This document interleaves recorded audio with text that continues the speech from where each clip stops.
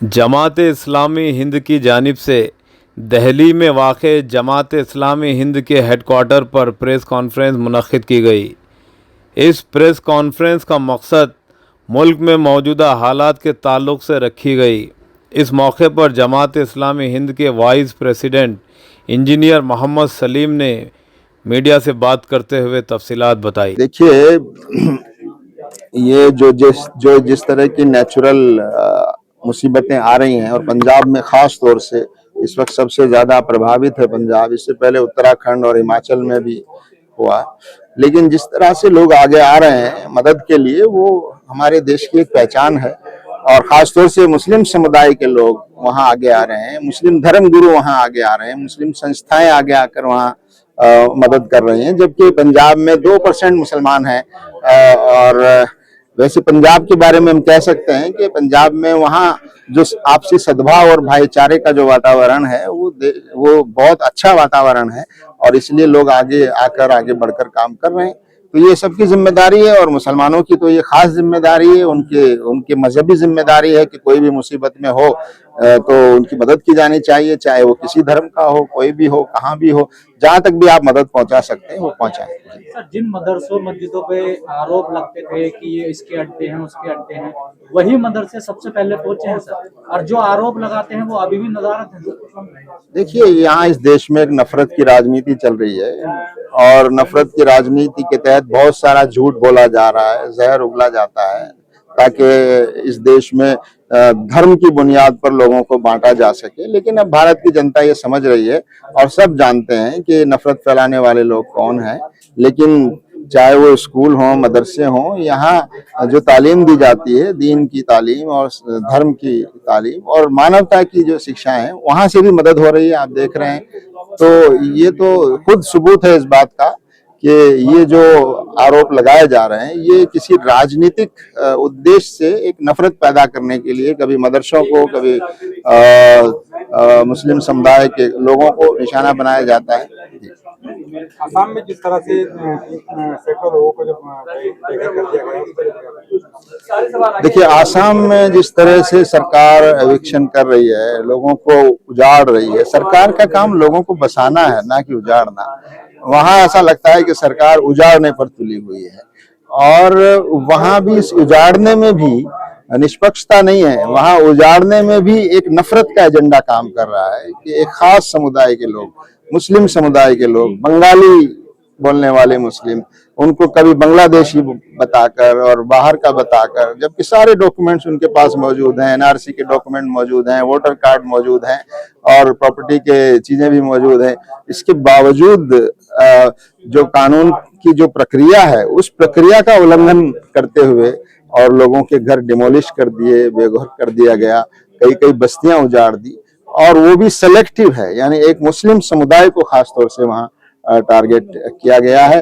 और ये बात आसानी से समझ सकते हैं कि आसाम के मुख्यमंत्री जो संवैधानिक पद पर हैं, संविधान की शपथ लेकर सारे प्रदेश के मुख्यमंत्री हैं, वो उनकी जिम्मेदारी है सबको बराबर देखना। लेकिन जिस तरह से उनके जहरीले भाषण आते हैं, बयान आते हैं, वो बहुत ही खतरनाक है।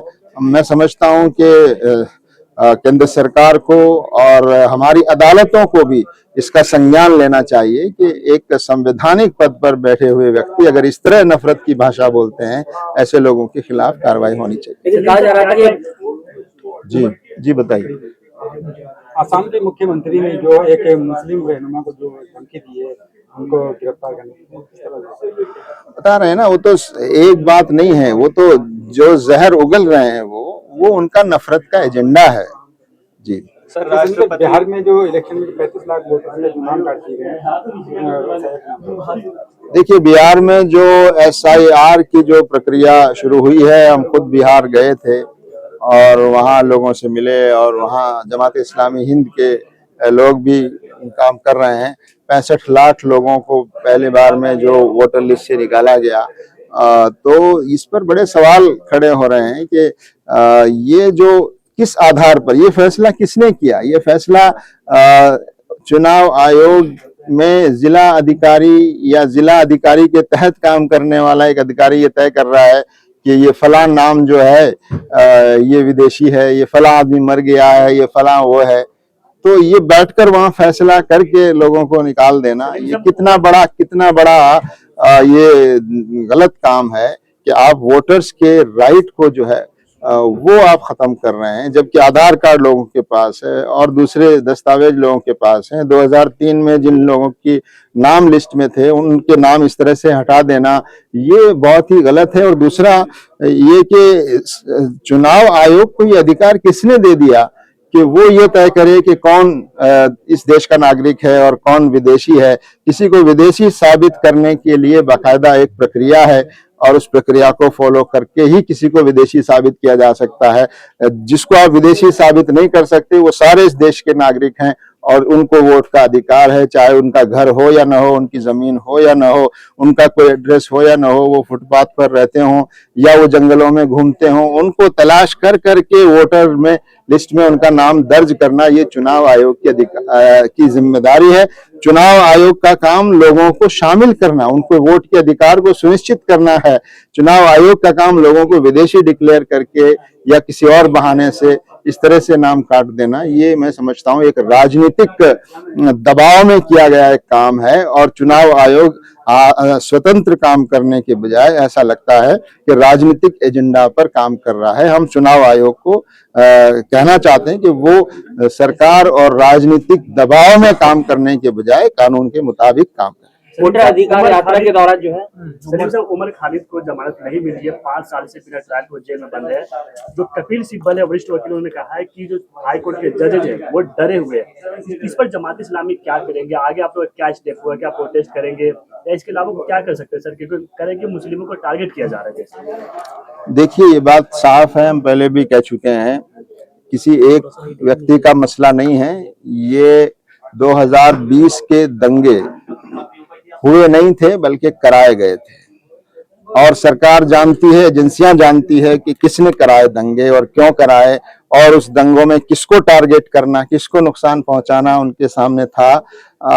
लेकिन निर्दोष नौजवानों को जो सीएए में आगे थे, सीएए में भाषण दे रहे थे या लोगों में जागरूकता पैदा कर रहे थे, ऐसे लोगों को चुन चुनकर, और जिनमें से ज्यादातर लोग मुस्लिम हैं, उनको आपने निशाना बनाया।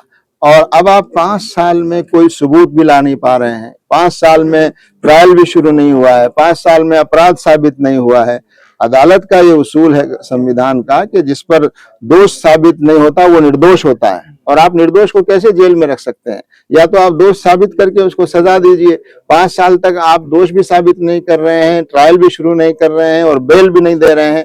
और अदालत का उसूल है कि जो आदमी जो बेल है वो इस हक है, नॉर्मल है, रूल है बेल। और जेल में रखना वो एक्सेप्शन है। किसी को जेल में तभी रखा जा सकता है जब बहुत ज्यादा कोई ऐसी विशेष परिस्थितियां हो। लेकिन सरकार जिस तरह से सेलेक्टिव होकर काम कर रही है, मैं समझता हूं असल मुजरिमों को बचाने की कोशिश है। ये असल दंगाई जो हैं इसके पीछे उनको बचाया जा रहा है, उनको शील्ड किया जा रहा है। और मैं समझता हूं कि हमारी अदालतों, ये इस फैसले से ये साफ तौर पर जाहिर होता है कि अदालतें आजाद नहीं हैं, अदालतें स्वतंत्र नहीं हैं, अदालतें सरकारी दबाव में काम कर रही हैं, ऐसा महसूस होता है। और इस तरह के फैसलों से अदालतों पर, न्यायपालिका पर आम जनता का जो विश्वास है वो घटता जा रहा है। और हम उम्मीद करते हैं कि सुप्रीम कोर्ट जो है इस मामले को सीरियसली लेगा और हाई कोर्ट के इस रवैये से जो नुकसान पहुंचा है हमारी न्यायपालिका की तस्वीर को, उसको बचाने में वो अपना रोल अदा करेगा। और जो नागरिकों के न्याय की रक्षा करना जो न्यायपालिका की जिम्मेदारी है, उसको हमारा सुप्रीम कोर्ट, सर्वोच्च न्यायालय जो है वो उसको निभाएगा, हम ऐसी उम्मीद करते हैं। कई लोगों का ये मानना है उमर खालिद वाले केस में कि जो एडवोकेट कपिल सिब्बल हैं उनसे भी कहीं ना कहीं कोई गलती हो रही है, वो भी कभी वापस ले लेते हैं, कोर्ट खेल रहे हैं, वो भी उन पे भी कई बार सवाल ये सब बारीकियां लीगल जो है उस पर हम बात नहीं कर सकते। लेकिन हम ये जानते हैं कि अदालतों का रवैया जैसा होना चाहिए वैसा नहीं है। अदालतों को आजादी से काम करना चाहिए, किसी सरकारी दबाव में काम नहीं करना चाहिए। और अगर हाईकोर्ट कोई गलती करता है तो मैं समझता हूँ सुप्रीम कोर्ट को गंभीरता से लेकर न्यायपालिका की जो छवि है उसको बचाने और नागरिकों के जो अधिकार हैं उनको बचाने में अपना रोल अदा करना। सर, बाबरी मस्जिद के बाद जो है ना, एक आखिरी सवाल, जो देश का सबसे बड़ा संगठन बताया जाता है, जब इस प्रकार की आपदाएं देश में आती हैं तो वो नजर नहीं आता। मोदी जी भी इस बार नाम ले रहे हैं उस एनजीओ का। सर देखिए, देश का सबसे ये बड़ा तो उनसे पूछिए क्यों नजर नहीं आ रहे हैं।